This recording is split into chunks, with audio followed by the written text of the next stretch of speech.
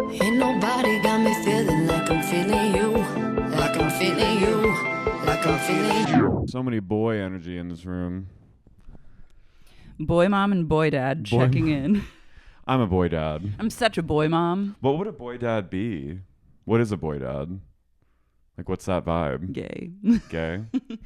Boy, we all know what a girl dad is. A dad who like feels sings butterfly kisses, but also feels like kind of like sensitive. Morally. Who says he has like moral high ground because he's like, I'm a girl dad. A girl dad is just a man who's realized like maybe rape is bad. A girl dad is a man who's realized is a man who realized he may or may not have raped some people in college. Yeah. And in retrospect feels bad about it. Seeing your infant daughter come into this world makes you regret all those times that you had like questionable TBD consensual sex with drunken I think you're right. ladies. And then for the rest of their lives they're like on a moral high ground. Mm-hmm. Bringing their shotgun like, out. Ain't no one gonna do that to my girl. Bringing shotguns out to scare the dates. I don't know why they're like Southern in my book. They all are. But they all aren't though. They can be anyone. Or like a boy, like he's such a girl dad. It's also like kind of gay. Well, it's also like a very like it's coastal elite too. To be a girl dad? Like a New York City girl dad. He's just like a hedge fund man by day. I don't view girl dads as being like... They're all butterfly kisses to you? They can be anywhere. Remember when I had no idea what that song was? I know, I couldn't believe it. I was like, were you even alive? And then it was sort of like a Mandela effect where like some people knew about it and some people didn't. I feel like the majority of people did know. Yeah, I was... You were just like... I was chewed the out. You missed that. I did. It's because you were a young boy. Yeah. And it wasn't for you. Mm-mm. Not everything is for you. Not everything is for you in this world. Mm-hmm. It's a harsh realization sometimes, isn't it? Mm-hmm. Guys, hello from the other side of the rainstorm. Oh, the sun is finally out. We made it through. That was a lot. I'll say I hope that's it for the year. They tried to take me to the insane asylum. I said, not no, today. I'd say I'm good for the rest of the year. On rain? Mm-hmm. I kind of reached my rain capacity as well. Well, I think they said it was like more rain than we've had in like years. It was like feet of rain. Well, Westwood, if anyone doesn't know, is over by UCLA, has had a foot. Like there have been feet in places, and then mudslides. Big Bear, where I'm going this weekend, has gotten 50 inches of snow. Are you gonna go ski? I might take a little lesson. You should tube. I might tube. I'm trying to see. I didn't realize ski lessons were so goddamn expensive. How much are they? For a private, it starts at $775. Are you kidding me? I'm not kidding. For a ski lesson? Yeah, for someone to be like maybe 300 pizza French fries to you for 3 hours is $775 starting. That's ridiculous. But no that's offense. I guess like for 2 people. But I don't know if I have the world is not made for just a single lady wanting to learn how to ski. That is a racket. No offense to ski pros, any ski buddies listening. You better be so hot and so nice and really I need to leave the slopes being like Bodie Miller. Is that a skier? Lindsey Vonn. I know. Like I expect for that kind of premium that I'm like doing tricks afterwards. That is wild to me. I know. For an hour, it's far less, but you can't book that in advance. And also, like, aren't you going to spend like 20 minutes of that hour just going in a lift? Yeah, and like putting your actual... Yeah, like you need like longer than 1 hour. And what really are you're learning to put your skis together to slow down? I know the basics because I skied a little bit when I was little, but the last time I went down a slope, I almost didn't come back. So I vowed the next time I would just do a lesson so that I have my bearings about me. It is scary to be good at it as a child, as I was, and then return to it as an adult and be petrified and full of absolute dread and never wanting to do it for as long as you live, which it's is a true flirting with death situation when I take to the slopes. Like I go straight from like off the lift to just like bullet down the mountain. Yeah, I have no desire. I'm like, I see friends, people I respect, taking to the slopes like regularly, or like, you know, making it like they're ski people. And even if I have like everything in common with this person, I don't relate in that way. And it feels very alien to me. And if I never skied for the rest of my life, I'd be fine.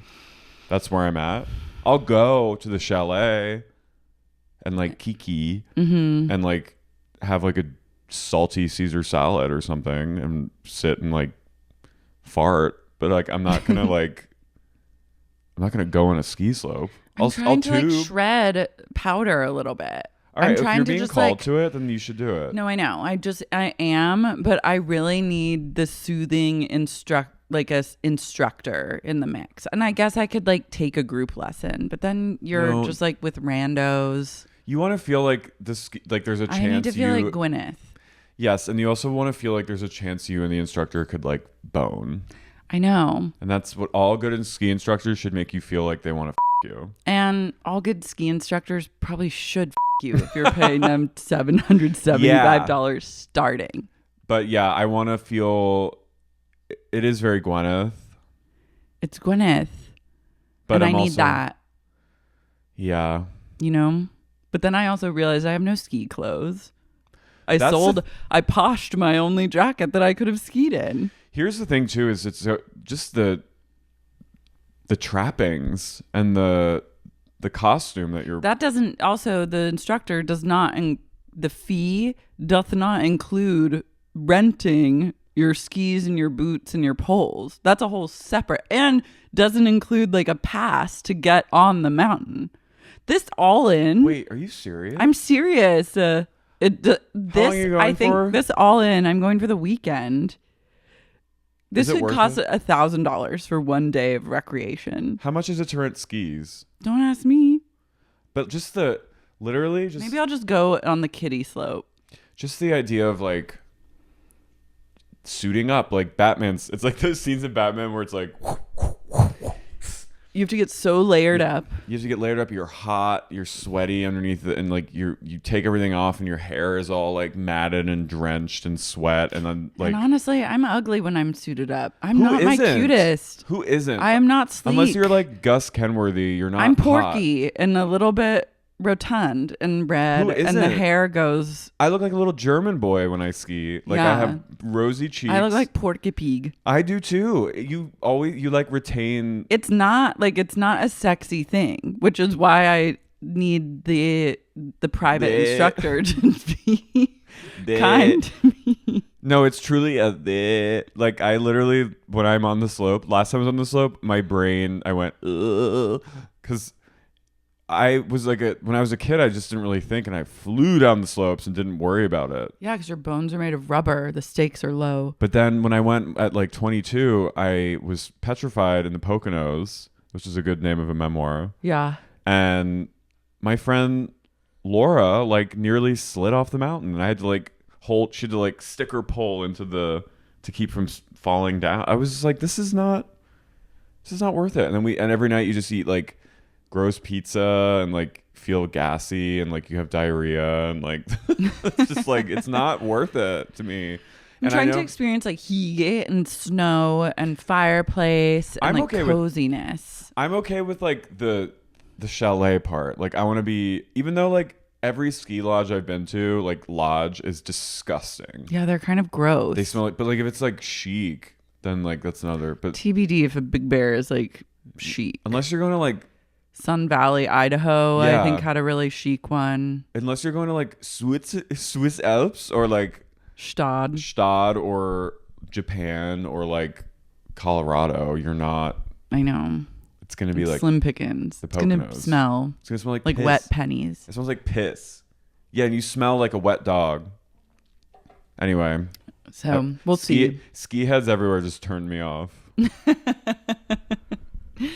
There was like a gay ski week recently in Aspen. It looked like hell to me. anytime, I'm sorry, gays gather for like an outing of sorts of that nature. I'd rather go to like gay day at Six Flags than That's fine, but gay we cruise. The gay cruise is like, okay. I support a gay cruise. People hate on them so much. They hate on the cruises. And I'm like, okay, these people are having fun. Cruises are sick by nature. Sick. But if you find yourself being a homosexual and you need to go on a gay cruise, then with love and light, go. And I watched a documentary where it's like some of these people, it's like their only time to shine. And I'm like, I love that. I get that. But like, skiing? I'm just saying we don't, like, you can just go places. You can just go places and be gay and also ski and not have to like gather with like a pink boa and like go skiing. You know what I mean? It just like, you don't have to do that. You could just like go. Anyways. Laura's I'm literally tirade. I say this a little bit of homophobia. I say this also as You're prepare about to go with a bunch of gays as the only woman with a house full of gays to Big Bear. But I would say it to them too, and I think they would agree. I think a lot of us would agree. Yeah. In other news, Jen Shah and Elizabeth Holmes, fast prison friends. So was it Daily Mail that snapped the pic? I mean, it's been on a lot of a picture surfaced yesterday of Lizzie Holmes seen first time in prison walking the yard, like in her jumpsuit, her coat, with her little groovy glasses on, and she's talking to a short woman with a big bun on her hair. And the face is blurred, but it looked from the side like Jen Shah. So Twitter and social media was a buzz yesterday, imagining that these two have actually linked up and are like besties walking the track together. And today it turned out it's actually Jen Shah. They unblurred it fully. I love the slow reveal, the tease, and then the ultimate reveal. But why like, the tease? They're laughing. They're like smiling. They're clearly, I'm like, they're up to no good. They're building a tunnel together to get out. They're coming up with. Can you imagine? They have all the time in the world to come up with like a foolproof scheme when they get out. Yeah, I think that they should put their heads together and focus on like what business they're going to start in like 10 to 15 years. It's just incredible. Like they're actually friends and like actually hanging out. Let's like not get ahead of ourselves. Like they interacted in the yard. No, they're best friends and they like they sleep together. Lizzie's like prison, like her like prison girlfriend was like, I have someone I want you to meet. Hey, Leslie. Yeah. She's like, there's someone important that requested to meet you today. But I picture Jen as being the Elizabeth's voice. No, that's the voice. But I feel like that's like the voice of the woman that's made Elizabeth her prison. And like, and Jen is the queen of that prison and was like, I want to meet Elizabeth Holmes. Make it happen. And like threw a smuggled in Nokia cell phone at her prison assistant.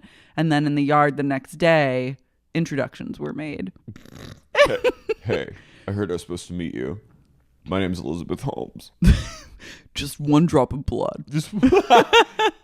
What if she was trying to convince Jen to give her blood? I mean, wouldn't be out of the norm. Is Lizzie in jail for? A long time, I think. Jen's like 7 years. I thought they were both like 11-ish. No, that's the Chrisleys, or a lot more than Jen. Jen's like 7. I feel like Jen's gonna get out. I feel like they're both gonna get out early.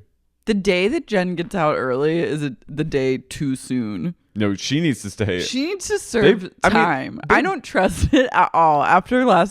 I've come around full circle. We all know how I feel about incarcerating just one woman, and that woman's name is Jen Shah. I think maybe she should be the only person in prison for now. Elizabeth should probably also stay in prison. Yeah, I think she should stay in prison too. I think she's a threat to the public. I think she should just learn a thing or two and then, like, these two? Just work a desk job after. You think these two are going to learn if they're together?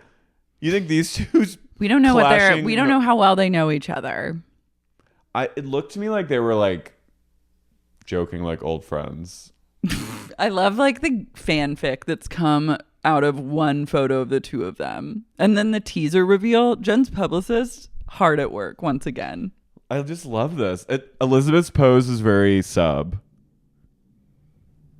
They're laughing like old friends. Jen is literally looking down at the ground, kind of smiling, and Elizabeth is just looking at her, kind of smiling.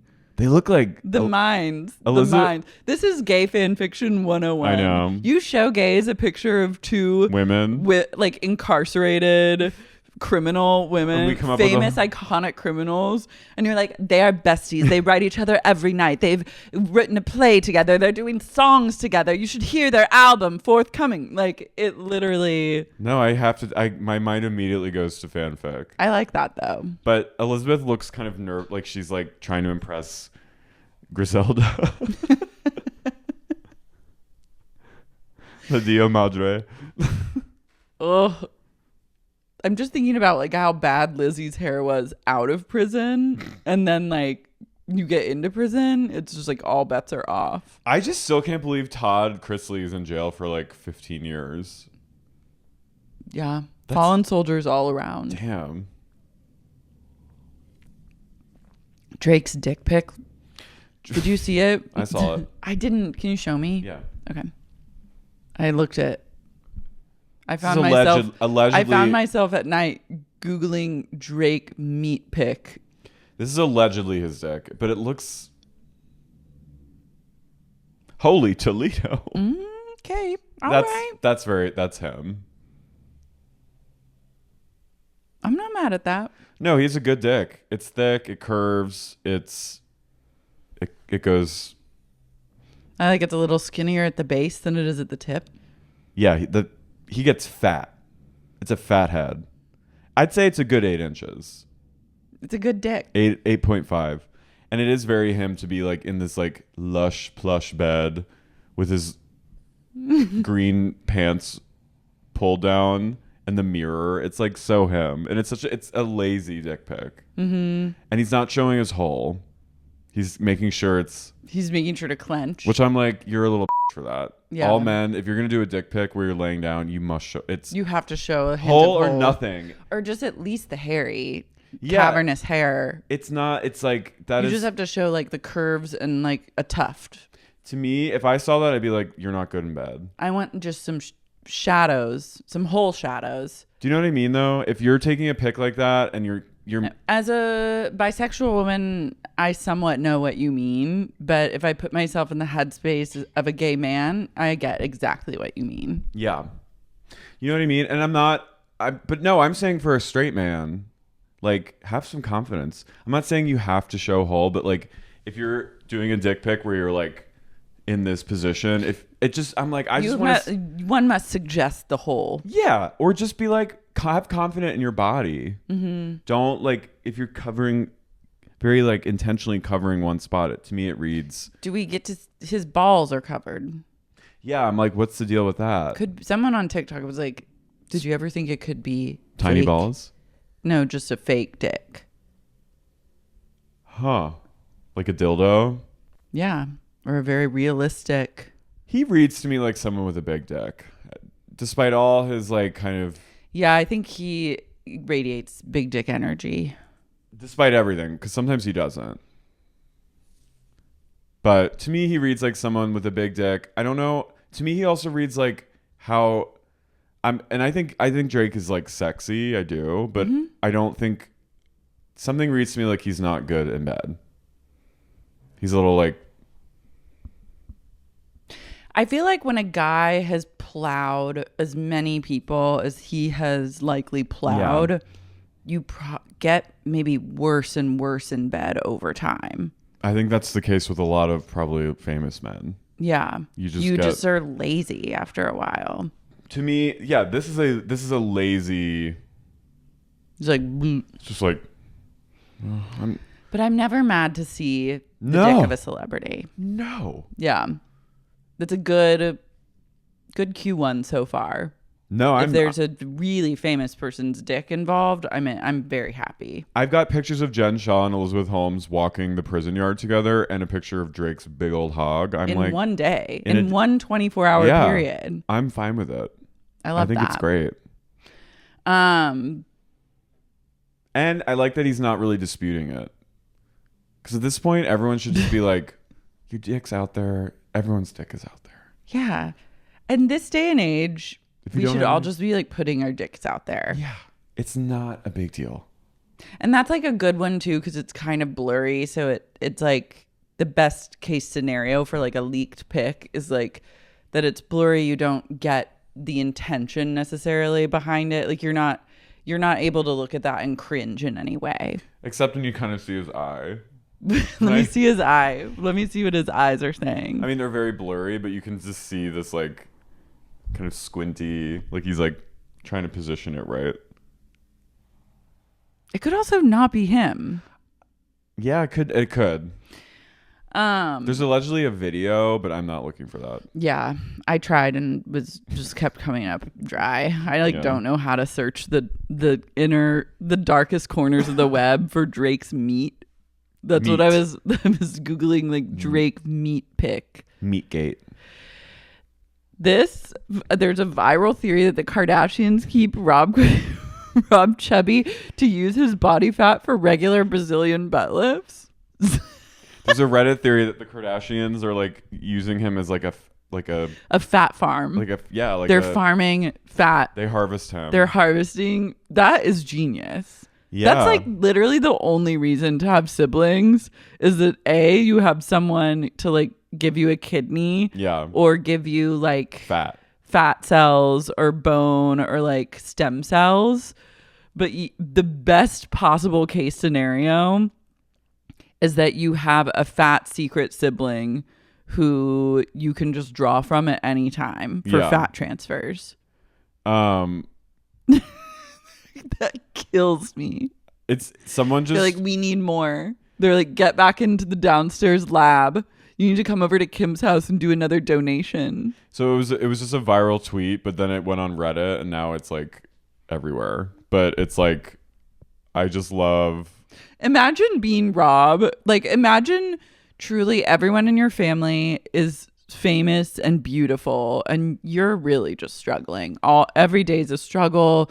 Like, you can't get in a very healthy relationship. You're like really just having a hard time.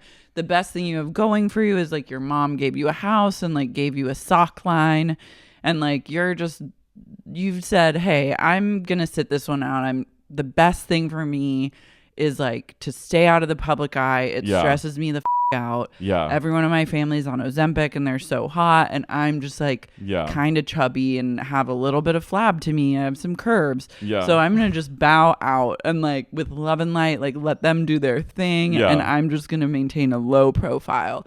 And then all it takes is one person to say that all your siblings, your entire family, the reason you're out of the public eye and you're so chubby is because they're farming your fat to like fuel their injection. Wait, I'm looking up this. People have been talking about this since at least 2022.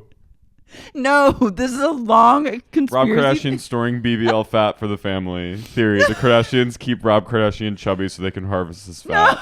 Rob Kardashian stays chubby. Not a forced chubbiness for a harvest. It's literally the most insane thing. What if, and the worst part of the rumor is like the rumor starts and then it won't die. I know. Now there's a huge subsect of people out there that fully believe that you are forcefully kept chubby so that your sisters can harvest from you. Imagine walking around like you're going to go grocery shopping and you're just like, and someone is you just like pass people, and if they give you a look, what crosses your mind is like, I wonder if they think that I'm being forced to be chubby because my sisters are harvesting my fat. Or you're checking out at like Whole Foods and you look up and the cashier's looking at you like, maybe they're looking at me because they know I'm Rob Kardashian, or maybe they're looking at me because they think that my fat, that I'm just a fat farm for my sisters. It's pretty, I mean, that's... And you'll never know. You'll never know what these people are truly thinking of you. And I'd say that's probably the craziest conspiracy theory I've ever heard. It's like, it's so cruel and just like out of control. You know what? Like, a lot of things have gone wrong in my life or been hard. But you've never been accused of being a fat. Never once has anyone said, oh, the reason that she is like kind of chubby is because someone is trying to keep her that way to harvest her fat. It's a really good horror movie. It's a great horror movie. Bret Easton Ellis's boyfriend, Todd, a king. He took to Twitter. He's gone rogue. He went rogue this morning. All the tweets have been deleted. Wait, also speaking of going the rogue. Oh my God, guys. Why did we bury this lead? Did we bury this lead? I mean, it only happened in the last hour We're and a literally half. 27 minutes in and haven't mentioned the most iconic thing to possibly ever happen. Our clip that we posted of us discussing Rachel Leviss going rogue was reposted by none other than Rachel Leviss on her official Instagram. The rogue queen herself. She reposted us like talking about how we just cannot get over the fact that she continues to go rogue 5-6 episodes in, and she posted it on her Instagram with the hashtag go rogue. This might be the roguest thing she's done so far. It also made me think she's a Lala. But like, that's a funny hashtag. Every passing day, she truly exceeds all rogue expectations of how rogue she's willing to go. That is crazy. Like, I going through her like Insta stories, like a myriad, like kind of just always like a plethora of like inspirational quotes and like flowers, people being nice picture to of her grandma, and then all of a sudden it's a picture of you coming on the screen. Me going, she's gone rogue. She's gone, but she has. But gone she rogue. has, and the hashtag go rogue. I'm calling it right now. Q1 is all about going rogue. Rachel's gone rogue. Todd went rogue. People look around and you'll be able to see some people going rogue. Oh, in the day to day, people are going rogue. LA, where Mother Nature went rogue. People have been going rogue. I was left and right. They have. If you're not going rogue, you're missing the point. I've gone rogue a little. Where have you gone rogue? I have things. I can think of one thing. I went rogue with the gym. Okay. I go rogue at Equinox. I love that. Yeah. I'm trying to figure out how I'm going to go rogue. But I feel like I've always gone rogue. I feel like my whole life has been pretty rogue. I've been rogue in my life. Yeah. So like I'm good. Like I don't necessarily need to go any roguer. No, I think I went plenty rogue in the last decade of my life. Yeah. But this is like a true calling to all the people who have yet to go rogue. Hashtag go rogue. I'm shook that she knows who we are. I know. At least. Or she just liked that. She just liked that. Well, here I am delusional again, being like, she's our friend. Like, she loves us. She loves the pod. She knows exactly who we are. She might have listened. Maybe. On her walk in Tucson or wherever the But we're here to give her, not just to give her shout outs and do marketing on behalf of Rachel Goes Rogue. We're here to talk about a somewhat boring but also fascinating second follow-up episode to the premiere of season 11. I'm Carey. Lara. And you're listening to Sexy Unique Podcast. Rogue. Pumpheads! Pumpheads! Okay. This episode, flop vibes. We had it good for one ep. We were flying high in April, shot the down in May. Because this episode, sorry to say. I liked some moments I was cracking the up. I'm laughing. There's always things to be laughed at. But like, ultimately, people are going rogue in the wrong ways. So we come up on Ariana's room, which is, as we saw, it's even more of a crisis than before. I mean, it's just she's in transition. We'll say that, and the room speaks to that. The room is giving make room at the insane asylum for me too, because I'm about to join. It is like kind of skyscraper. It's a city skyline of boxes. Like I would be like, it's giving like World Trade Center after the plane hit. before the fall. It's giving papers flying around. It's giving Building 7, which stored boxes and boxes of alleged CIA files that was taken out. I'm just saying, I was like, literally. It was papers. I'm in a total place of being like, Ariana's never been in more crisis in her life based on number 1, the room, and number 2, the bun at play. You cannot fool me. I know exactly what depression looks like. Yeah, I mean, I have a phantom top bun when I'm depressed. A messy bun.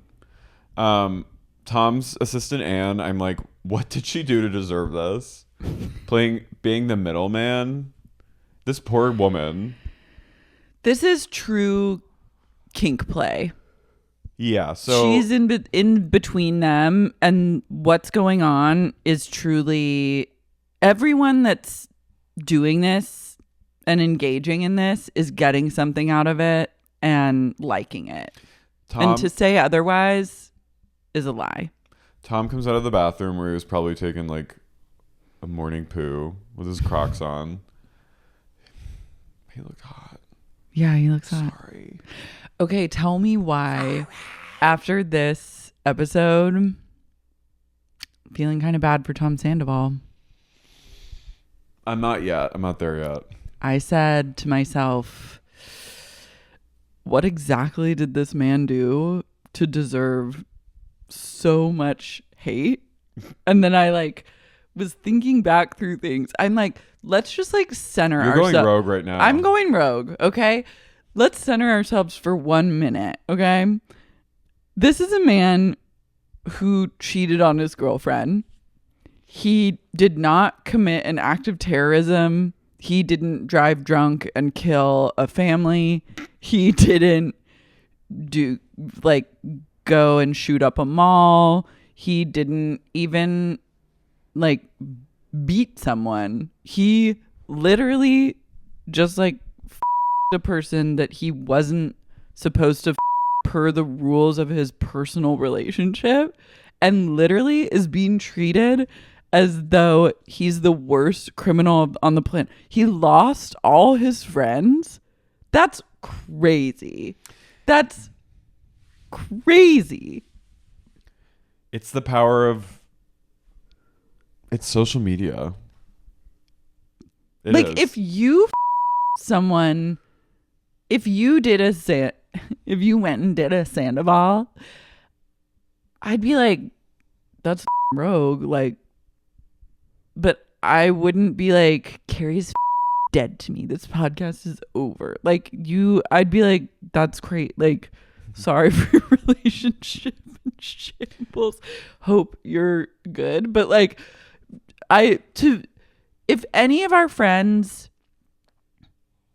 did that, I will. Okay.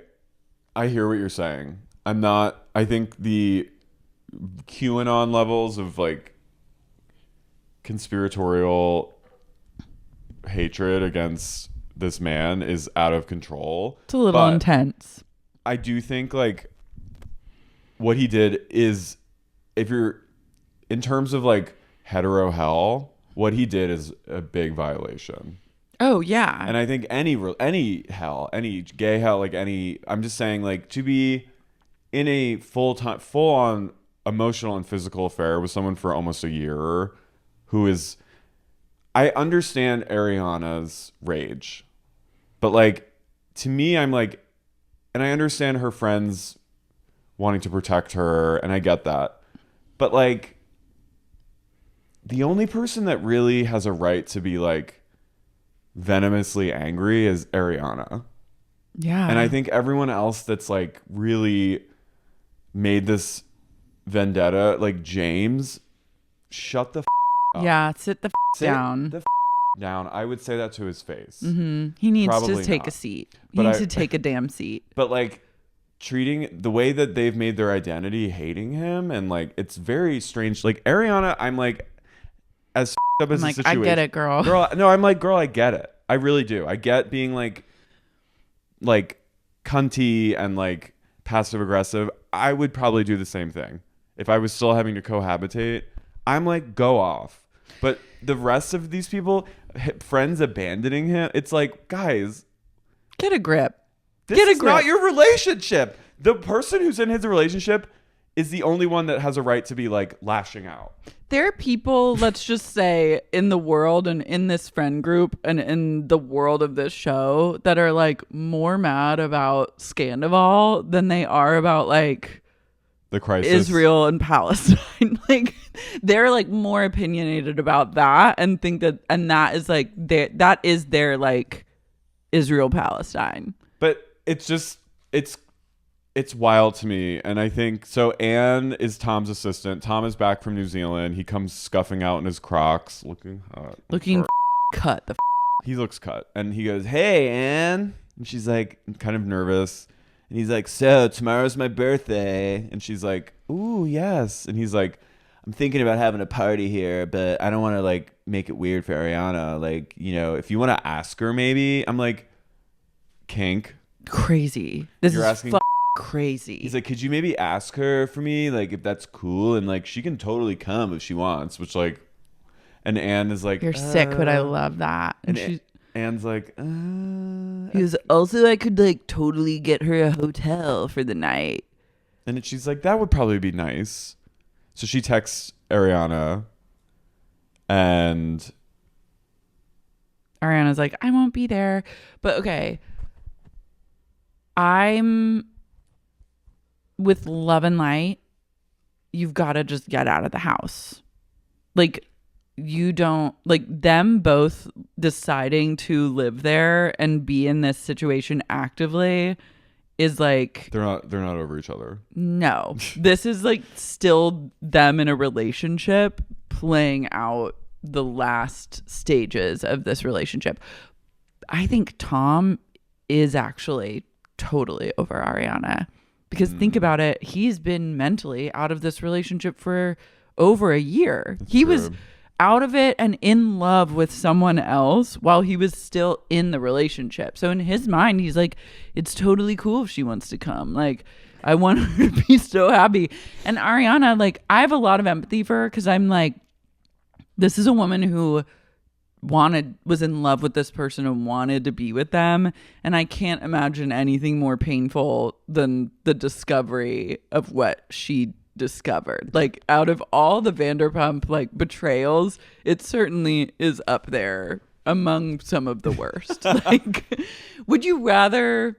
Yeah, I mean, it blows like the Jackson Faith next to a hostage face. Kristen, like, it truly is like, ooh, but like, girl, gather your things, and with love and light, you simply must rent another place, go live in a hotel. Like, she is, I think, even if she protests this and says like it's too much money or like people don't know my finances, blah blah blah, I'd like to go out on a limb of just like personal accountability in the matter and say that if you really wanted to get out of there and be done, you'd be out of there and you'd be done. And Fair. That's kind of what we're not saying at this juncture. Well, so Ariana comes, she texts Anne, she goes, "I'm coming down to let Maya out." And then Anne is so nervous talking to her, and you can just feel Ariana's like fame and her power at this point is like at an all-time high. And Anne is just kind of nervously, and Ariana says in her confessional that Tom has been using white noise machines. He puts them outside of his door to block out what he's saying inside because he's paranoid that Ariana and her friends are like eavesdropping and leaking things. I mean, they probably were. This is crazy, but it's also like gives everybody more privacy to have like white noise. My sister puts white noise out with all her kids outside of their door. Yeah, it's very like every kid has like a white noise machine. Sometimes I have to do it with Tones at home because he has to like, because if he hears anything when we're out like not sleeping here, he'll bark. So I'll put like pink noise, which I highly recommend actually. Pink noise, that's what I sleep with. Pink noise? Radical. Is the best noise. It feels glowing. It feels warm. It feels soothing. It's so nice. It's like being a baby again. It's womb-like. So Anna's like, Tom wants to have a party tomorrow. He's only going to have like 12 people over, but he was just saying like, if you want to come, you can come. If you want to just he'll get you a hotel room. And Ariana goes, I'll just keep existing normally like I always do in my house. Thank you. And Anne is... Imagine though having to like be the go-between and then like the cuntiness that you have to like deal with as being the messenger. Tom's not dealing with it. Anne is dealing with it. Yeah. And then Ariana, like, I get it. You're mad, but like, this is just Anne. Yeah. I think Anne maybe, I mean, who knows? Again, Anne might be like the worst person in the world. Who knows? But I would at least. Anne's quit. She started a podcast. She did? Mm-hmm. About her time there? I guess. I don't know. Oh my God. Everyone's suckling off talk about harvesting. That was a harvest. Everyone's harvesting the fat of Scandoval for their like fame BBLs. Ariana's like, Tom. Ariana goes, well, if he does have a party, who's to say I won't be calling the police? And Anne's like, she goes, well, then I'll just call the cops. You can't call the cops on your co-owner of the house that you live in. You're wild for that. She's rogue. Do not get the police involved, Miss Thing. A-cab. Miss Glad. You better shoot another commercial and shut your mouth about calling the cops. Don't bring the police into this. Anytime you have to bring... everyone should strive to just in life never involve the police ever, because they make everything profoundly worse. Yeah. You involve the cops and they're going to like arrest you. Someone will die at that party. Lisa is getting her hair done by her captive gay. She let him out of the basement to put her hair in rollers. And she goes, well, it's the end of an era now. Pump is closing. I'm obsessed with this guy going, 10 years is a good run for a restaurant. It's a great run. It's been a good run. He says it like 5 times. She goes, we've had so many great memories there. I went, yeah, a car drove into your restaurant. That's sorry. my favorite memory. You serve rock shrimp that's like okay. Yeah. And like you serve like Costco shrimp. You served like the only decent thing on the menu was like a piece of salmon over like a chopped salad that had like dates and walnuts in it that was serviceable at best. Had dirty bathrooms 24/7. And perhaps one of my most favorite memories is going into Pump, having the worst drink of my entire life that tasted like straight up Drano with cherries. And then looking up at the ceiling, there was a giant hole in the ceiling with a trash bag taped over it. A gorgeous restaurant. No. Yes, that was the very last time I went in Pump. My friends were like, we have to go in there. We simply must. And I was like, you guys don't want to do this. Like a trash bag? And yeah, indoors. That is sick. I know. It's a Shame sick you. Place. Shame on you, Ms. Vanderpump. James and Allie are dark. They are. I hate their life. I'm sorry. I'm like. They live in like a fake house. Like that house is like made of plywood. They live in like an atomic bomb fake town where they tested. Them walking through the streets, I was like, they're not even in LA right now. Like them walking in like the brutal, unforgiving, like searing sunshine on like a street. I was like, this is sick and wrong. They're on the Burbank airport. They're on the tarmac. I know. Allie's drinking her pink Stanley Cup. Where are they walking to? Where are they going? They're in like a median on a road. James is like, I'm heading to Chicago. I'm going to miss Pump Night. I'm so sad, but I got to play a sold out show in Chicago. My career's going so well. And Allie's like, did you talk to Lisa about it? He goes, yeah, Lisa was asking me about Graham Cracker. And then he talks about the dog and he goes, I was always the best dad to him. And I go, we all know the truth. We know thanks to one rogue ass Rachel. We know that you allegedly pushed him off the couch. Pushed him off the couch allegedly to freak him out, allegedly. So. And that you were not the dad that you say you are. Lie. waxing poetic about his like love of Graham, I was like, okay, damage control at play. Well, we know what's coming. Tahoe. But then we cut to Tom and Ariana's house of horrors, where Sandoval's only friend comes over, his band manager, Jason, who looks like an ecstasy dealer. The manager, he goes, she's really been my only friend in this time, and he's the manager of our band, and he's really kept me going. This was when I was like, it's actually crazy that this man would lose every friend he's ever had over this thing. Imagine your only friend being Jason. It's a low point. Is Tom wearing a do-rag?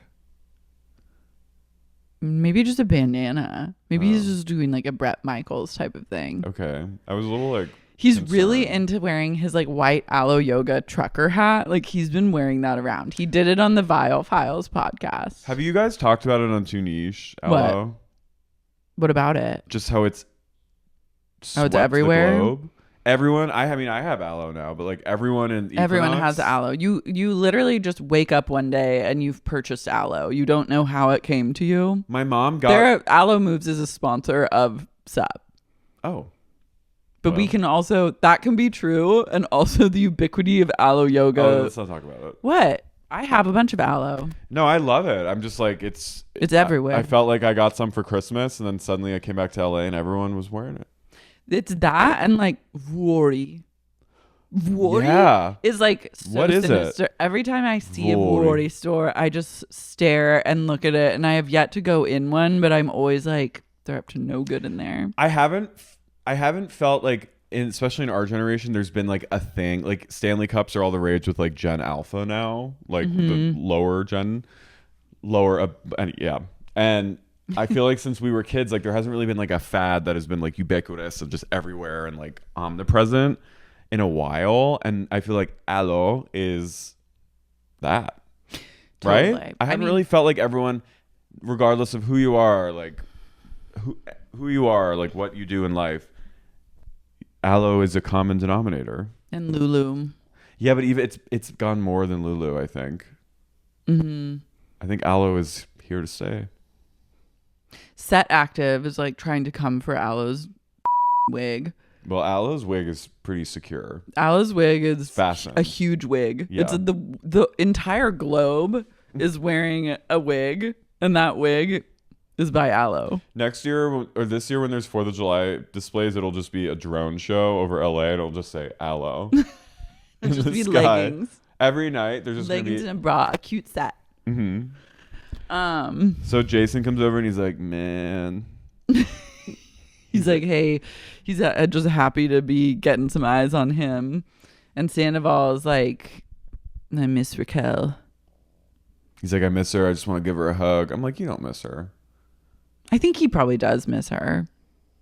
I think he's already over her. He is now because he's with Victoria Lee Robinson. Well, I know that, but I think at this point he was already. I think Tom is pretty like. Whoop, whoop, whoop, you know. He moves on quick. He needs something to be like right in front of him at all times. He's a dog. He needs to be like and sucking. Totally.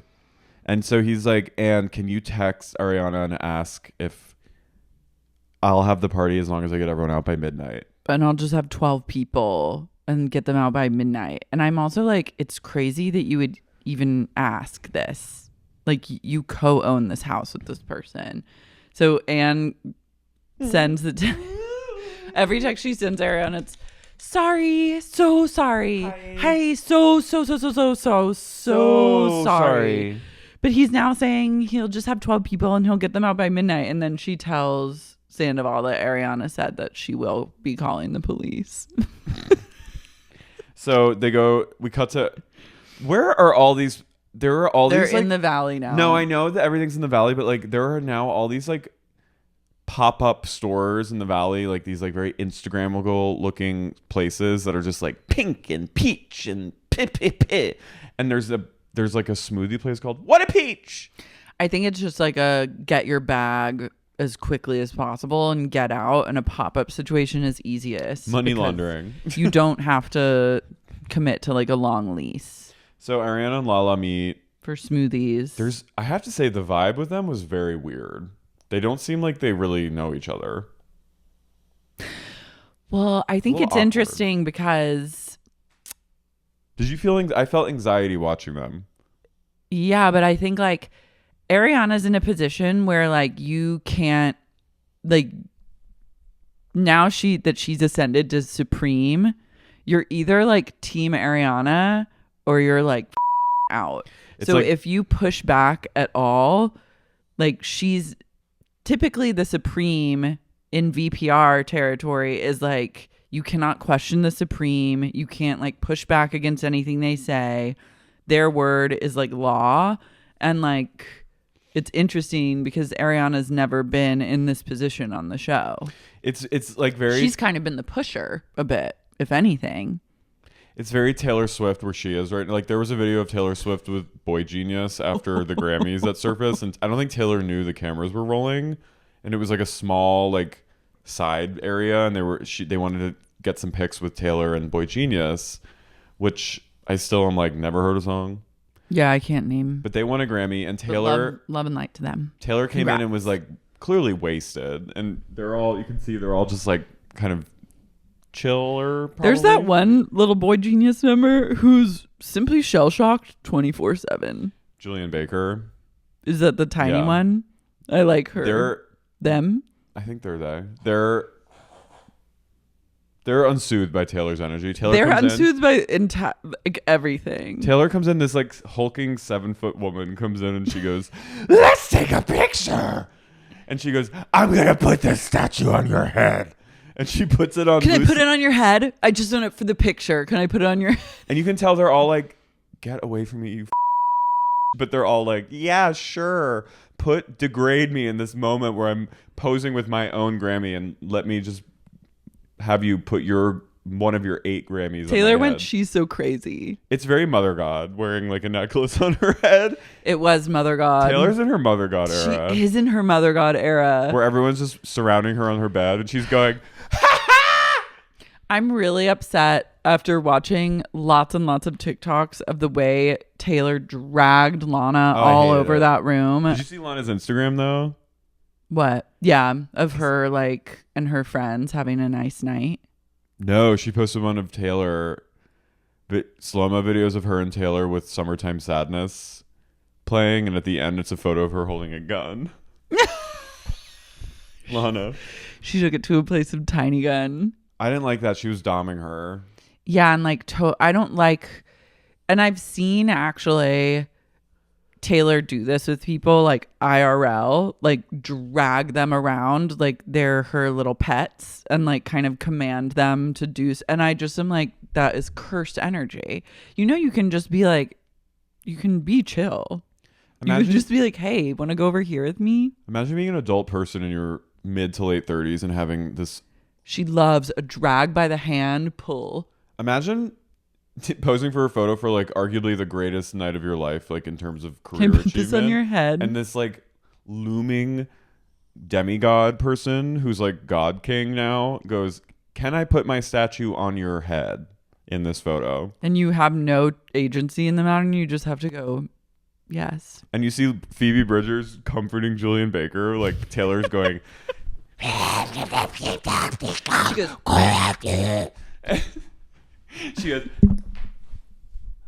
she goes, Jack, you're being weird over there. Get over here. And Jack Antonoff comes over. You have to do what she says. If you don't do what she says, you will be punished. Yeah. Her team. Tree Payne will come. I'm fully spooked the out by I think Taylor's. Everyone is. It's gone. The tides are turning, but this is how it goes with this poet. Everyone stands, me included, and then the tides turn because she gets too drunk with power. But then I saw someone say their conspiracy theory is that Taylor is orchestrating backlash to coincide with the release of Reputation. Probably. Which makes me think if that's she's literally like 48 steps ahead of everyone. She is. Can I put my statue on your head? Her going. She goes, can I put my statue on your head? It will be so funny. And Lucy Dacus goes, sure. And then the worst is her just having to stand there with the statue on your head. She goes, yeah, you can do it. And then I was like, we need eyes on this little one because she's not going to survive the night. She's like this. Taylor goes, it will be so funny if I put this statue on your head.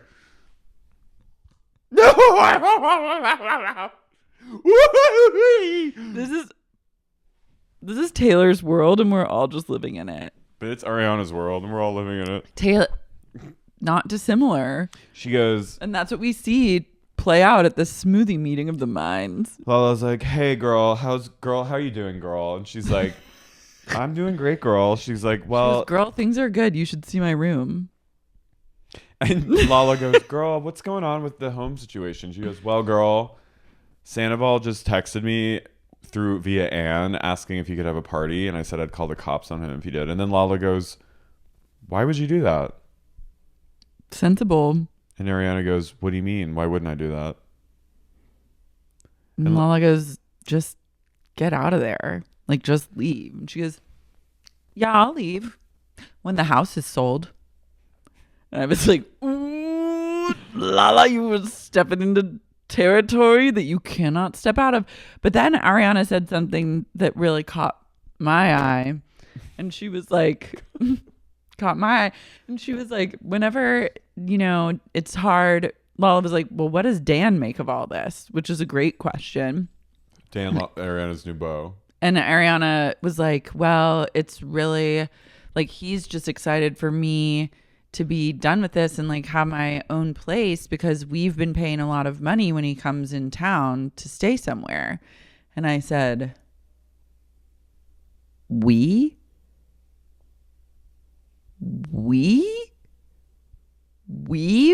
been paying a lot of money.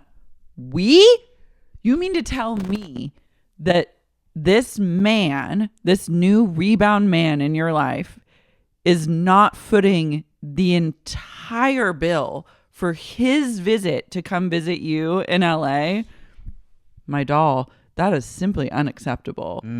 She needs to fire up YouTube, pull up Shira 7, and watch at least 24 hours straight of sprinkle videos, because this woman is not getting sprinkled.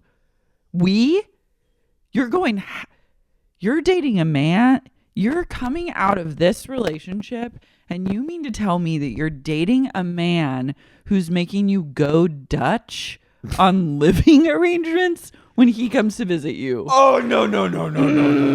I don't think so, sis. I don't think so. That's not what's going to happen now. You just went full Susie Orman on me. I'm not here for we are spending lots of money. He should be, honey. He should be honored. Babe, you're the prize. What? You're the prize. You need to check where you're good to the Meadows right now. We have a bed in the insane asylum just for you. She needs to learn a thing or two about being treated like a true queen. Ariana goes, to be fair, though, it's only 3 months after being in a relationship with an absolute narcissist. So she's probably like unpacking some things still. Also, it's like, okay, if Sandoval's like, I'll pay for a hotel, I'd be like, great. You can book 3 nights at the Bel Air Hotel. And all expense paid. Yeah, I'll be there. And that's one night for you to prep the party, another night for you to have the party, and the next night for you to clean up everything, get it back to the exact way that it was before. I would have absolutely taken a staycation. Yeah. Please do pay for it. I would love for you to pay for that. And then I would say to my New York boyfriend, hey, you can come here to me, but also you have to pay for everything. Yeah, but also like make some dinner plans. Yeah. I love like omakase sushi. I would love to go shopping. Yeah. And like bring me a present. My hope is that Ariana, when she's in her like settling down mode, starts dating. In her true like. Yeah. Dates a wildly famous person of any gender. Or at least just like a person that's on the same level that is like, let me take you. Yeah. Let me, not like she needs that, but like she deserves that. She deserves to have someone who's like, oh, you're in this weird living situation. Like, how about I like put you, like, let me give you a beautiful house to stay in. She should date a billionaire. Honestly. Ariana says Dan is the first person who's made her like think about having kids. Okay, I kind of call on this because Miss Thing did get her eggs frozen. She told us years ago, told us on the live show. So she's already been thinking about this. So like, I get what you're trying to do here, but also like you had the biological clock reconsideration period already. Yeah. But like, love you rewriting history, sis, and I'll support it for now. But I'm gonna need you to. Everyone gets a semi Delulu grace period. They do, and she's in hers, and I have grace for that. Lala, though, I'm like, you better be careful, Lauren. No, Lauren's going rogue. I'd love to see it. So we cut to the Pump Bon Voyage party, the grand farewell. Okay. The breakout star. Did you notice the breakout star? Yeah, I got it. I got a video of it. I got a video, of course.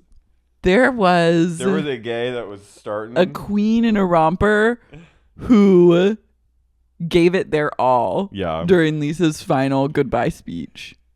Wait, there was one. She don't gotta try, sweeter than wine. Everyone around is gonna tell.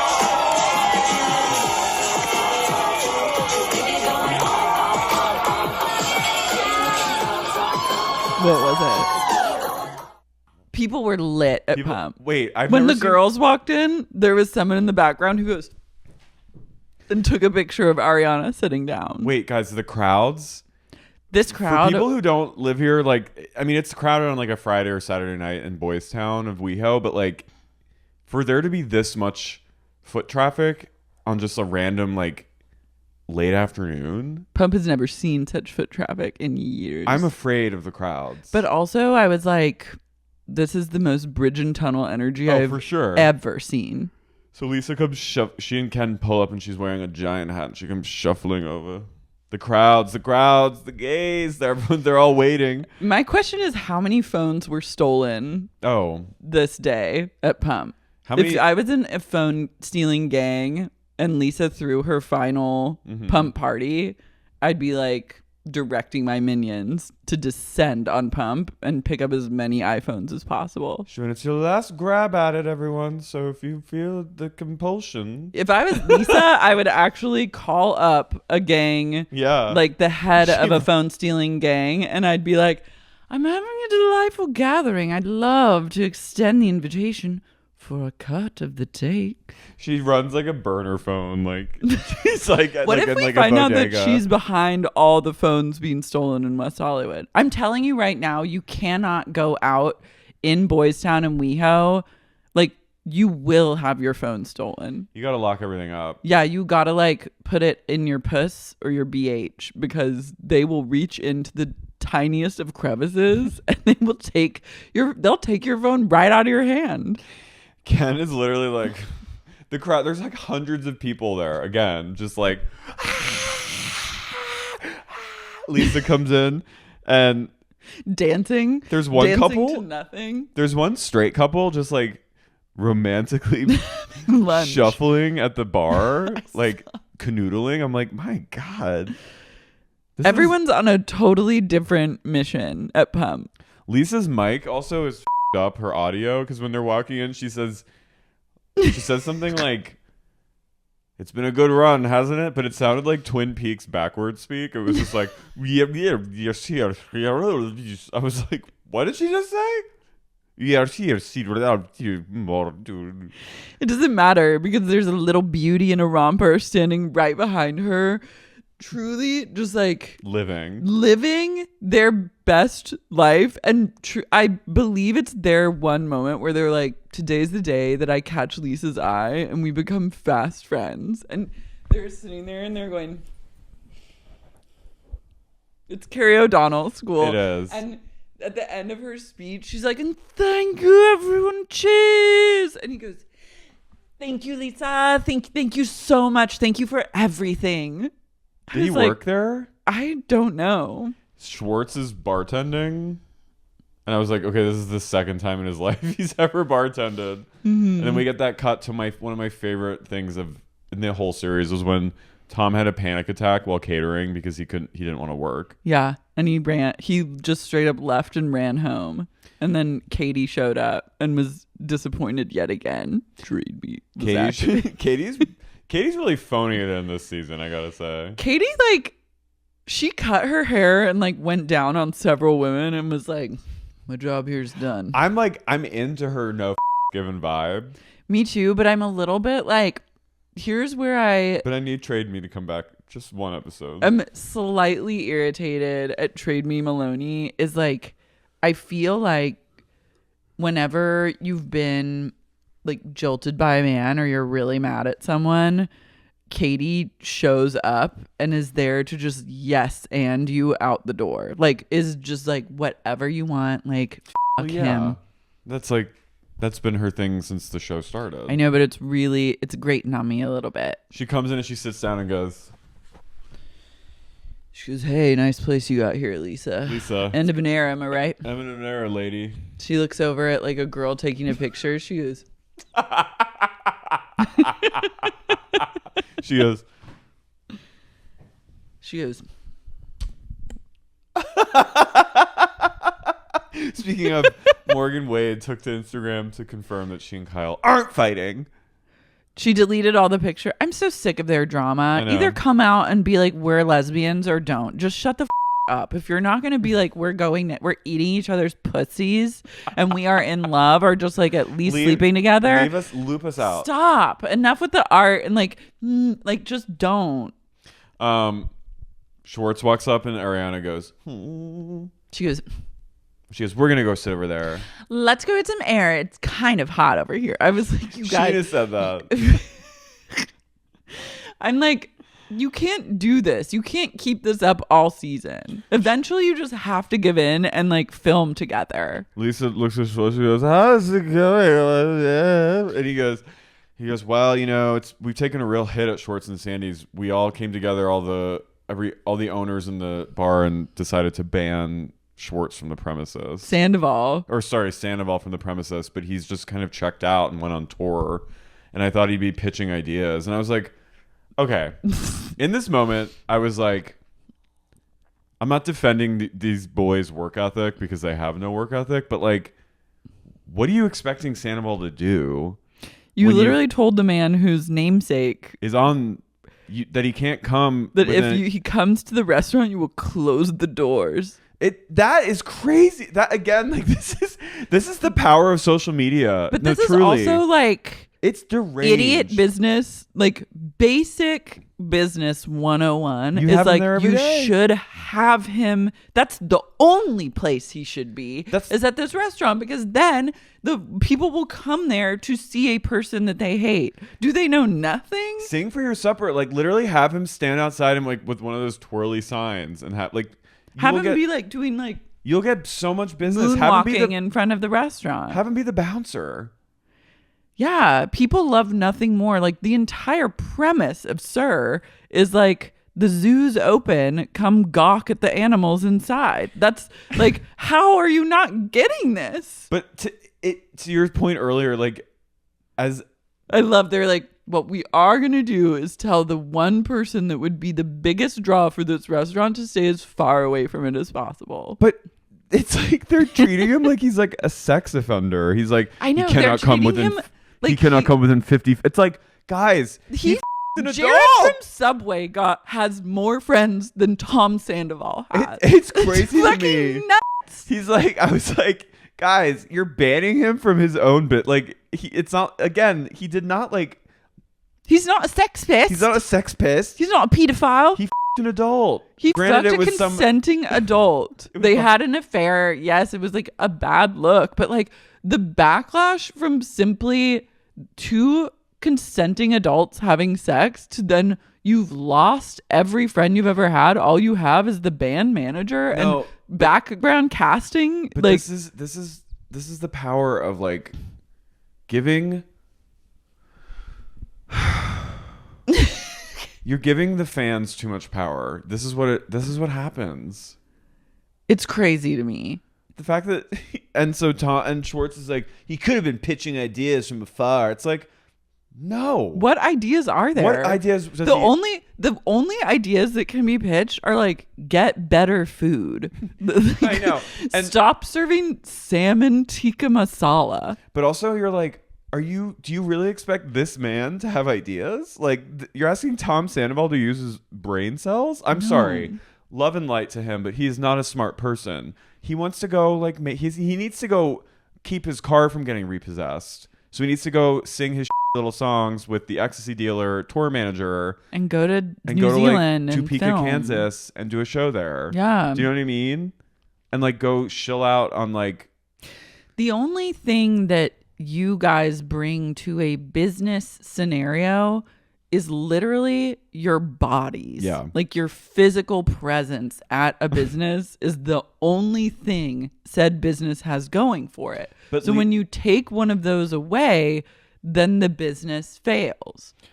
It's really weird. They are literally two of the dumbest people who have ever existed on the face of the planet. And shame on all their business partners. Everyone involved is a dumbass. Schwartz paid they each paid $500,000. Sandoval more. To go have somewhere to drink. Yeah, it's bad. That's a real commitment to alcoholism. So we cut to the next day and Sheena's heading back to the stew with Brock and Tao. Finally. So Brock walks into the studio and he goes, I feel really American right now. And I went, what? Huh? Brock? He perplexes me, but I'm really like here for him. I have my thoughts. I'll share them later. Okay, yeah, we'll get to it. So Sheena, Ariana, and Katie have already hosted a emo night, which I remember seeing those back in April, like in the height of Scandoval craze.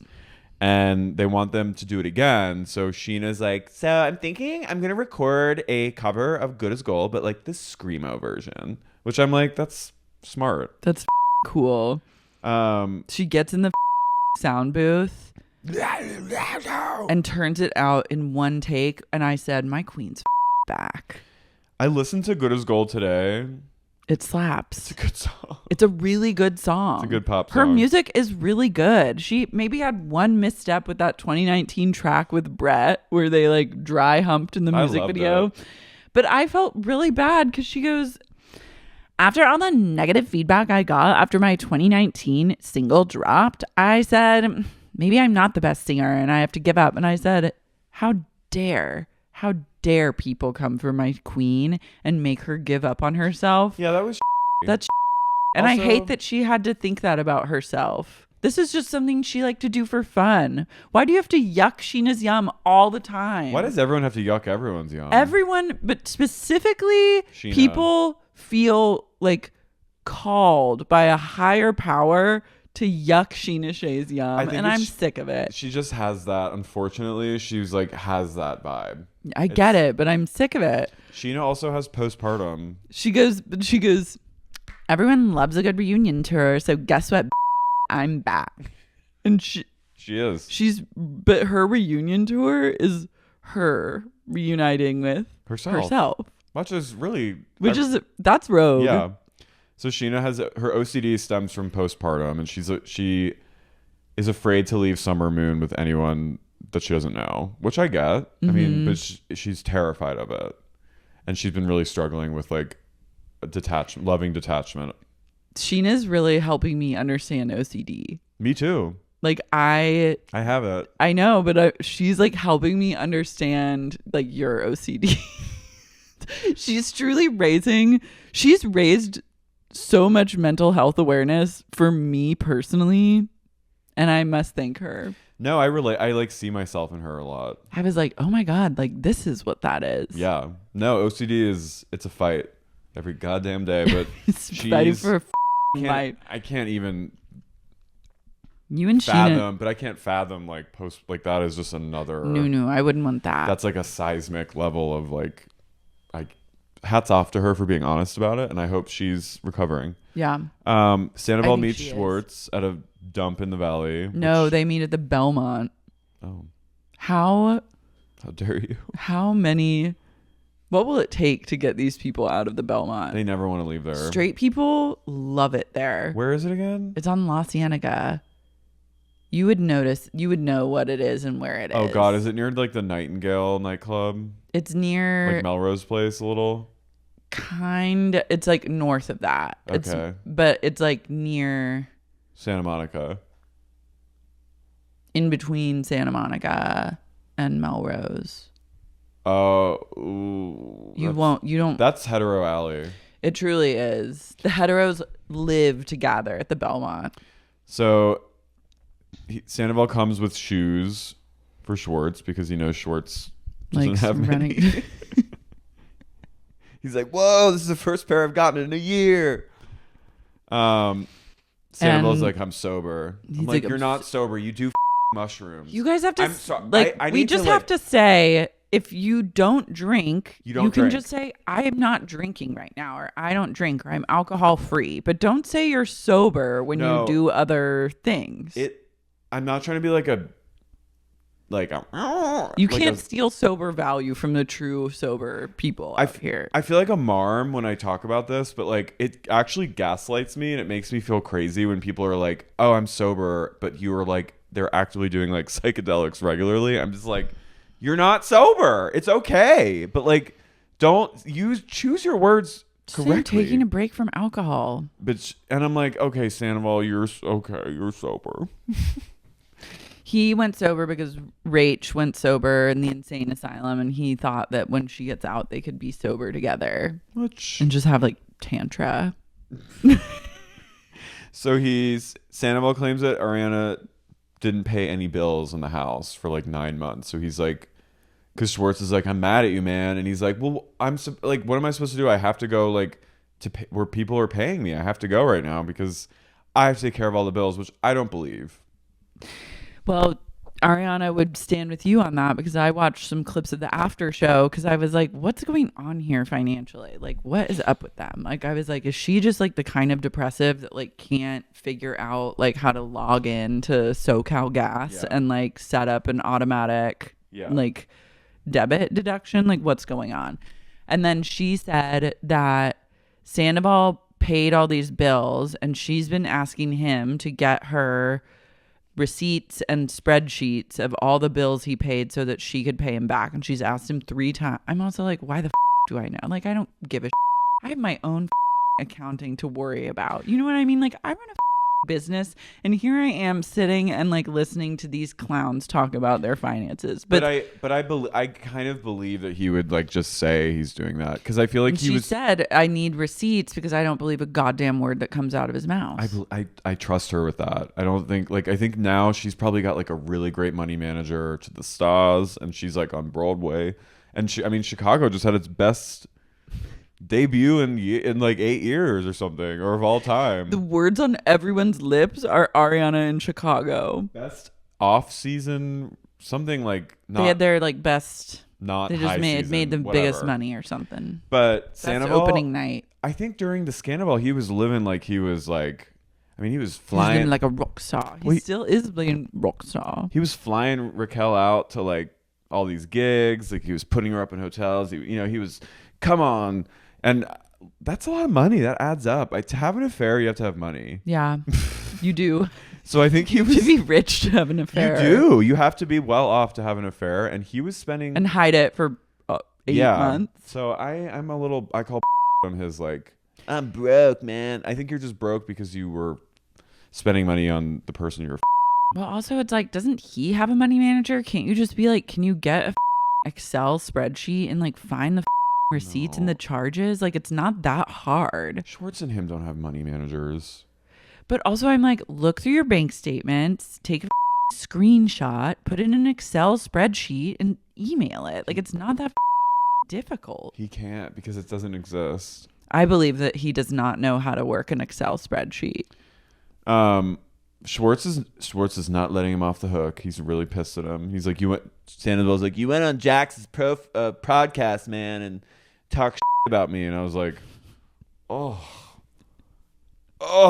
just went, that is the saddest statement I've ever heard. The fact that like Jax and Brittany are about to be like back in my life, like, and Dodie and her like man, and then those AI bots that they hired to like flesh out the cast, I'm shaken. But also like the tag being like Jax takes his best shot at adulting. I'm like, he's like 50 and has a kid. Like, he's married. He's like, a 50-year-old man with a child. Like, he's a senior citizen. Like, he's old as like adulting. Like, that is like generous. Medically died and been brought back to life multiple times, I'm sure. So to talk about these people in their 40s as like adulting, go yourself, because So we get back to Marina Del Rey and their cute little cottage. And we see Summer Moon, so cute. Playing, and then Sheena's best friend, Tori, is going to come over, who's the only person that she trusts. And literally is not there to babysit Summer Moon. She's literally there to shadow Sheena's mother, who has a torn rotator cuff. And whenever Summer Moon needs to be picked up and placed somewhere, Tori's job is to step in and pick her up and place her somewhere. When you can, why not? I love it. And then we get a glimpse of Brock's rage. I saw it a little. Okay, that's interesting because I didn't interpret this as rage. I did. I saw it as like, you listen to me. I am man, you woman. I interpreted it as like, some people like don't struggle with mental health issues, and that shocks me because I feel like everyone does, but then you meet some people or see some people that simply like don't. Like, they're just like functioning and fine. And I kind of understand Brock's frustration in this moment, because it would be hard to like go from feeling like we're functional and we're doing this to then all of a sudden your partner has this like crisis moment where they can't like function the same. And your life in turn also becomes like kind of dysfunctional because this person like just doesn't have it together right now. Yeah. And that's like normal. But I think it's a little bit, it sucks for him that this has to be aired out in front of a third party at all times, and that like his feelings in the matter can't be validated, because he does have like a valid point. Like, that sucks for him. And to have a mom, like a mother-in-law there fighting the battle in like tandem with your wife is like a little bit.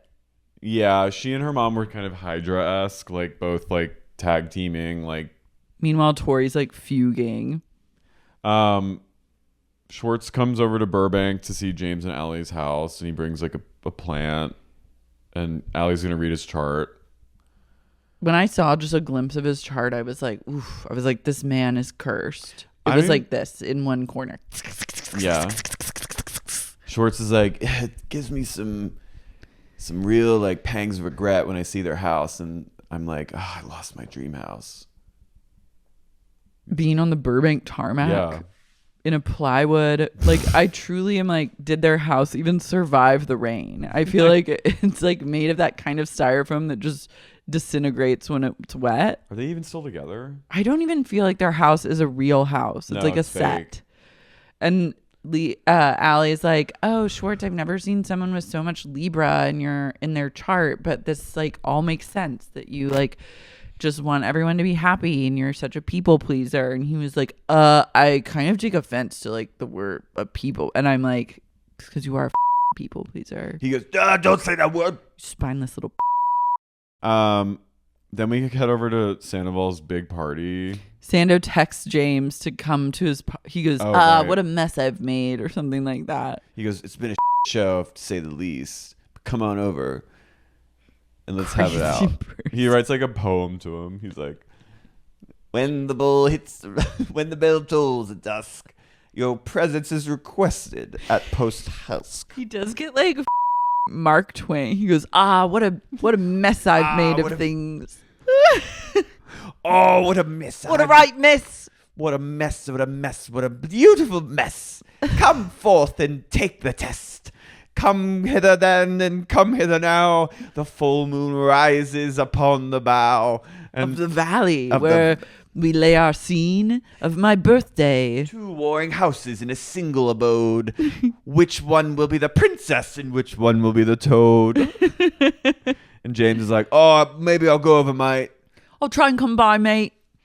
And then we cut to the house. Well, first Allie goes, she goes, I'm so nervous. I don't even want to see him. It gives me the... I have chills. Who are you? Who are you, Allie? I thought I come from? I forgot about you. You had potential. Now your days are numbered as well. So the party is really dark, and he goes, and wow, you've really blown away by your party setup. It's like 8 balloons tied together. I would be like, and you're fired. I'm sorry. The sad balloons.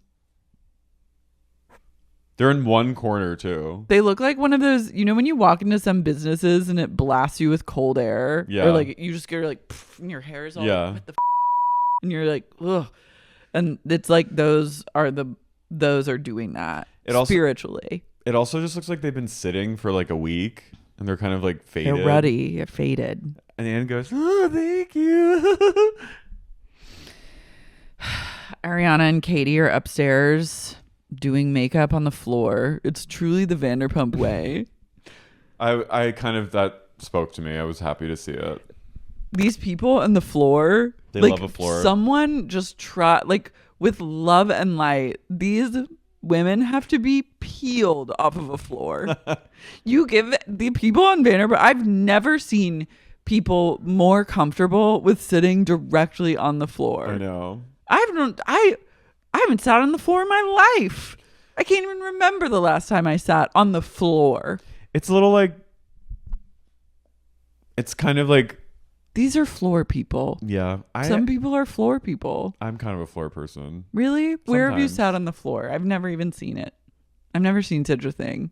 When I'm at certain carpets call to me and I must lay out on them.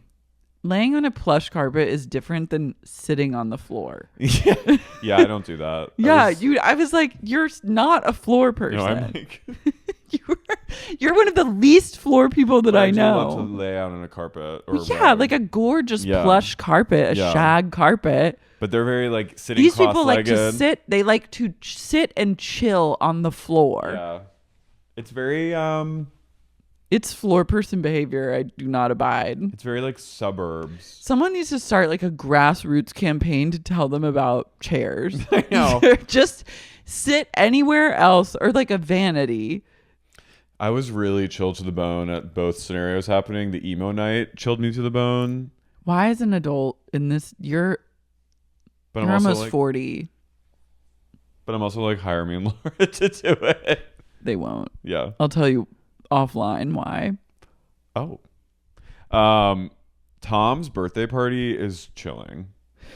It's an assembly. It's the most random he could find who is still willing to talk to him, which is to their credit, that takes some bowls in this age. But it's Billy Lee is demoted to friend of Tom, which I was like, oof. I was happy to see her. And great. Kyle Chan. Say what you will about Kyle Chan, but that jeweler is loyal. And that I have a lot of respect for Mr. Chan. Billy looked great. Yeah. The rest of the party was truly a who's who of background actors to the gods. This is when I appreciate James the most, is when he's just being a real bitch. Mm-hmm. And he just goes, he shows up with Allie, and Allie's like, I'm sitting in the car, I'm not going. And he comes in and he goes, it's a real who's who of who. Who are these people? Who the are you people? And then this guy, Brett, who the was this person? Because he looked familiar to me. And it freaked me out. I feel like we've probably seen him at Tom Tom. No. He's a waiter there. He comes up to James and he goes, we really need to talk about what's happening in the friend group. As you know, I've been pushed out by Katie. And James looks at him and he goes, in his confessional, he goes, I have no idea who this person is. Like I said, who the is this guy? I'm obsessed. What's going on in the friend group situation? Because Katie obviously pushed me out. Wait, what did he do? I want to don't know more but about what did he Brett. do to make Maloney go? Maloney went like this. She went, hey, Come over here for a sec. why don't you make like a tree and get the out of here? She goes, hey, I had something I want to talk to you about. Brett, over here. Get down real close. I'm going to say something I want you to hear. Trade me. And then he was out. Yeah. Have He you ever got seen the sucked video up. of Tokyo Tony going up to the guy and going, and I said what I said, get down on your knees and eat my pussy. That's Katie. That's Katie to everyone that she meets. She's Tokyo Tony. but this guy, I literally was like, He has been traded. he's so scary. What was he wearing? I was just like, and then I'm thinking like, do I know this person? Like, why does he look familiar to me? I don't know. He had the energy of like, He was. it was intense energy. And I said, I want nothing to do with this person. James literally. What's going on? We need to talk about what's going on in the friend group situation because, as you know, Katie's pushed me out. He's frantic. And James literally goes, I'm just trying to talk to Tom. Because I thought Tom was gonna come over here, but then he's like over there. And he goes, oh, let me go get him. And he goes up to Tom and he goes, Tom, James wants to talk to you. And Tom goes, okay, yeah. I thought he was gonna come outside. I was like, Tom, no, get it through your thick skull. No one wants to be here. Even the people that are here don't want to be here. So they head on over to the P&P room and it's like, lavender light, very Raquel coded. Sorry, Rachel. And they sit down. And points are made in this conversation. Basically, James is like, I feel like I really lost a big brother when you committed the ultimate betrayal against me by having sex with my ex-fiance. And then he's like, I feel like I'm so shocked that you betrayed me so much. And then Sandoval's like, all right, but before you start, like, let's talk about what you did when you Kristen in my bed with my condoms. They were roommates. Yeah. And then Kristen revenge James. And then she and James dated for years. And then James goes, oh mate, you had to go there. Of course you did. Stupid. But it's kind of true. It's like that's true. All of these people, I mean, Lala, at least, like, even if it was like media trained and she was like calculating last episode, she did acknowledge like I was being a hypocrite. But so many, like, they all have done the same thing, and that's the crazy thing, to say that one is worse than the other. Like, it's not really. It doesn't really make sense. I mean, granted, James and Kristen's, I think everyone's trying to say like your relationship was, which is like, okay, fair, but like, yeah. But like, sure, the stakes are higher when you get older and have more money involved and you have things like real estate in the mix. Like, yeah, then when you a friend, like when you cheat or have an affair, like it's just gonna be like a bigger deal because it's messier in the aftermath. But the fact of the matter is, you guys are literally like famous for doing this shit to each other. So to suddenly now be like, that's the ultimate and there's no coming back from this. It's like, okay, but literally every single one of you has done this shit. I will say though, like a strike against Sandoval is that he can never just say I'm sorry. I know. It's really annoying. Like, well, so it's like, just take your L and just be like, yeah, I'm sorry. And then bring it up on the reunion. Yeah. Save your battles. Be careful. I know you're like probably like on shrooms right now when you're saying this, but like arm up, stock up on your arsenal and wait till the reunion. And then present like a PowerPoint. Yeah, bring out a file, not Von Teese style. No, not a burn book. More like Monique on Potomac when she brought out her like you need like a dossier. Yeah, bring out a dossier, not a burn book. And I think they can never get it together to do that. But James going, oh mate, I'm out of here, mate. You're over. It's over. Any shot to repair things is done, mate. His little reading glasses are an interesting look. it annoyed me because I was like, you're all just so full of shit. You're all trash. You're all trash sitting in the same dumpster, born of the same alley. And that is the back alley of Sir. So for anyone to get on like a moral high horse and to be like, I'm the queen of this dumpster now and everyone else is wrong, but I'm right. Like that's not true. And I know like people have lives and it is very real to them, but like, come on. You got to play ball with each other and just give people the razzle dazzle. Again. And I fear that they still to this day, much like how Tom Schwartz and Tom Sandoval don't understand how their business would best function, the cast of Vanderpump Rules doesn't understand the purpose and the function that Vanderpump Rules serves. They still don't get it. They still don't get it. Imagine, but like how some did, but they're done. They've gone rogue now. Yeah, some people are out here doing the goddamn work.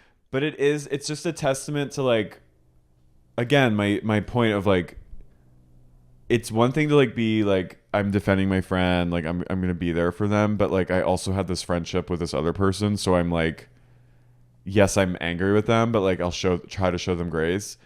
Ariana has a right to be pissed, but like James storming, it's like, bro, also you're with someone else. You're like in love with the love of your life. Like, so why the f do you care? Why do you care? I call on that when people do that kind of I'm like no. You care. I'd also be, if I was with them and they were really upset about that, I'd be like, what the f? Yeah. I'd be like, why do you care so much? Why are you so mad about that? You're with weird. me. I'm the love of your life. I love the hypocrisy. I know. This makes it's it rich. And then they say to be continued. It was like, what shall be continued exactly? The party. What, pray tell, is like the season of TV will be continued? Like Bravo always is dropping a to be continued when it's like, yes, that one episode ended and another one will start and the season of the show shall be continued. But they love like a faux cliffhanger of sorts. I didn't watch the next teaser for the next episode because I just don't want to know anything. Oh yeah, I didn't watch it either. So I'm like, is Ariana gonna come home and like call the police? What if she calls the police? I would actually love to see that. Like to watch an entertainment value, like that would be wild TV to me. She needs to take a page out of one Rachel Savannah Levis's book and go a little rogue. Because I think that she actually has gone the least rogue of anyone. I'll say it. I mean, but I could also argue she's as rogue as she's ever going to be. She's Roxy goddamn hot. Because it is a glass half empty, glass half full. Glass half rogue. Glass half rogue. You're either rogue or you're rogue. Or rogue. But I'm of the mindset currently that she is not at all rogue. You're either rogue or you're rouge. Yeah, she's rouge. But you need to go rogue. I need her to go rogue. But I also think she's too hurt. Like, what I don't like is, like, she's not... Like, Stassi is good at being a mean, evil... Like, it suits her. And it is entertaining. But Ariana's not like that. Like, and I can tell that she's, like, very hurt by the situation. And I wish that she would just be, like, more vulnerable about... I'd rather see her, like, truly crying in a sack of in her bedroom and like being depressed than trying to like seem together and try and fool me with that bun. From what I've seen, from what I've gathered just from like interacting with her the few times I have, and like just she's a kind person, and I don't think it comes natural for her to be mean. No. Which is like a good thing. And that's why the very last episode it was like, oh my God, like there's emotion, there's anger, there's like something firing behind this kind of like mask. I mean, I loved when she screamed at him on the couch. Like that was raw, that was real, that was vulnerable. But now we're in sad place of depression bun masquerading as like girl bossery, and I'm not having it. But I hope to see another glimpse of that. I want to see it. Yeah. I want to see it. Or like shut yourself in the bathroom and like refuse to come out. Go a little I would rogue. take a in his toilet. Yeah, like do something rogue. Go rogue for once. It'd be truly rogue to just be single. It's awesome. Let's shout out our rogue cult members. Yeah. The good news is that we They're have always a rogue. plethora of rogue goers in our life. Uh-oh. Gina what? That school alarm. Gina Saporito. Gina Sapienza. Gina Sapienza. Sarah Elizabeth. Lucy from London. Brooke Johansson. Rachel Knight. Weiss. Brittany Ryan Weiss. Danielle McMillan. Lady Swamp, which gives no Lazara. Malzatov. Mary. Mike Earhart. Carrie Oakes. Sharon Baum. Realtor. Rogue Stanley. Owsley. Mariah Kay. Kathy West. Yes. Rochelle Martino. Kit Moore. Kit Rogue. Hillary. Orlando. Patron of the Farts. Patron of the Rogues. Nick Sedaris. Rogue Sedaris. Emily. Kim Lucas. And Jeffrey Rogue Pradama. Jeffrey Rogamo. Rogama. Guys, thank you so much for going rogue with us. Yes. And that's all. Ta-ta. Goodbye.